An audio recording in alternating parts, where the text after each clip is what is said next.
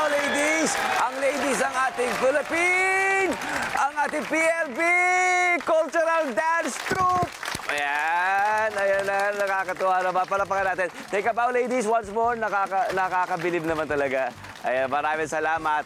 Maraming salamat. Thank you po sa inyong pagising this morning and welcome po sa pamantasan ng lungsod ng Valenzuela. Nagbabalik po tayo rito. Aba, syempre, kailangan talaga ibida natin ang ating mga premiado, mga universidad sa Pilipinas. At syempre, nangunguna nga riyan ang mga estudyante natin dito sa Metro Manila. Di ba, partikular na nga ang pamantasan ng lungsod ng Valenzuela. With almost 10,000 students being housed and taught by PLV. Aba, humigit kumulang. Iba't iba ang mga kolehiyong naririto. Nung isang araw, di ba, narito tayo, di ba, yung unang araw natin sa PLV, tayo ay na-welcome ng mga estudyante at mga kawani at mga guro ng College of Engineering and IT. Ito yung malaking building, napakaganda ng mga facilities dyan, di ba, para sa mga engineering and IT students natin. At ito nga yung Student Center building natin. Ang Student Center building, ayan, tingnan nyo naman yan, napakaganda, napakalaki. Ilang floors din yan, sinsit, napakaganda ng structure na ito. Nasa loob ang admin office ng Student Affairs, ang President's Office, ang kanilang state-of-the-art na auditorium, at ang kanilang library, kung saan meron din silang quiet room para sa faculty. Ayan, nakikita natin. Kung saan meron tayo makikitang iba't ibang mga floors ng kanilang mga libro, yung mga reading materials nila para sa ating mga estudyante. At ito nga yung sinasabi nilang extension, di ba? Extension ng Balis. Pero papakita natin yan maya-maya lamang. Over here, dito naman yung yung sa likod naman ito, yung College of Education Assembly Hall, narito sa likod. Papakita natin yun, no? yung napakaganda, yung nasisinaga ng araw na yun. Yan ang College of Education and Assembly Hall para sa mga gusto maging guro. At ito naman, dito naman ang College of Accountancy and Business Administration. Ayan, dito, yan yun. Yan yun. Of course, para sa mga estudyante nag-aaral ng accountancy, business ad, yung mga gusto maging negosyante, aba, narito sila.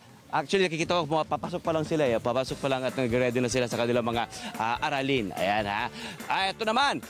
At ito pa, itong library natin, pag-usapan natin itong library, di ba? Yung library na kanina, sa 4th floor, nito ay meron silang yung extension ng Val Ace, yung pinuntahan natin for all courses. At yung meron silang area doon for top-notchers, para syempre naman lalong malinang ang mga estudyante natin, top-notch ng mga estudyante natin. At meron ditong yung book read area nila at yung nabanggit natin quiet room faculty. Okay, ito naman, kapitag-pitagan, nakakamangha ang kanilang sculpture dito. Pagpasok nyo rito, pagpasok ng mga estudyante rito, itong kanilang central area, itong kanilang atrium, yung kanilang activity area, yung grounds nila, nasa gitna, bumibida rito ang kanilang sculpture na ang pinamagatang suhay-husay. Na ang ibig sabihin ay isa't isa o sa isa't isa o kooperasyon ng bawat isa. At ito'y lilok at nilikha ng pamosong eskultor na si Ginoong Eduardo Castrillo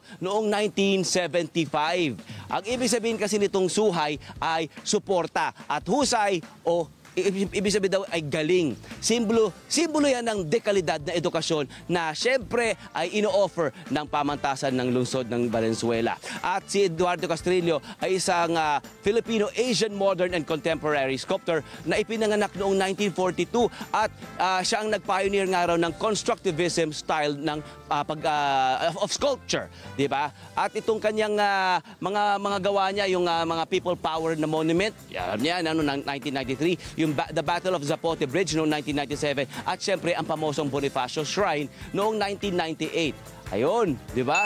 Napakahusay. At akalain nyo, isang national artist ang gumawa nito. Ayan, ha?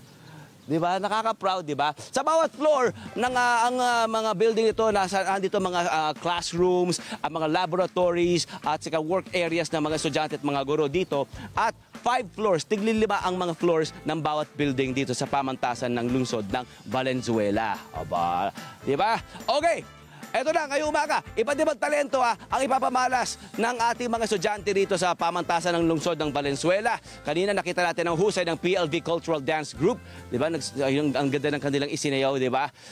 Binasuan ang kanilang sinayaw kanila. Yung glass dance na yon, nakakatuwa. Nakakamangha. Ang galing yung pagbabalanse, diba? At makikilala natin ang kanilang award-winning Arnis Team at mamamangha rin kayo sa galing ng PLV Choral Group. Kaya naman, makisali na sa atin ngayong umaga sa kwentuhan at syempre maraming kalaman na ating ibibigay sa inyo gamit ang hashtag LTE sa PLV. Ang mga estudyante ng pamantasan ng lungsod ng Valenzuela, gamitin ang hashtag. Ipakita ang lakas ng mga estudyante ng PLV. Ang ating hashtag, ipatrend natin yan. Kayang-kaya natin yan. LTE sa PLV. Hello po mga Kanet 25! Si Kuya Tony Pet po ito mula sa Love, Tony Pet and Everything. For more Love, Tony Pet and Everything updates, just click on our subscribe button and follow us on our Net25 social media pages at Net25 TV and at Net25 Entertainment Facebook. Magkita-kita po tayo!